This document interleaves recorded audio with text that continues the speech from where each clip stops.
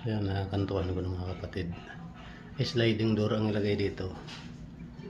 Kailang tinaas ko ng tres kasi tiris ito yan. Tapos yan laundry, lagyan ko rin ng harang yan. Nataas din ng tres kasi parang tubig hindi papasok dito sa tiris yan. Tapos na rin yung plastering ko dito sa likod. Dito yan.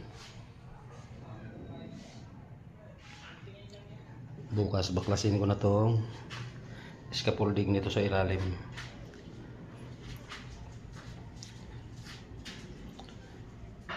Yan, okay, grills na lang isasalpak dyan sa bintana na yan. Dyan yung fire exit. Yan, pinaka-exit door niya pagka sakali kung ba, in case emergency may daanan siya.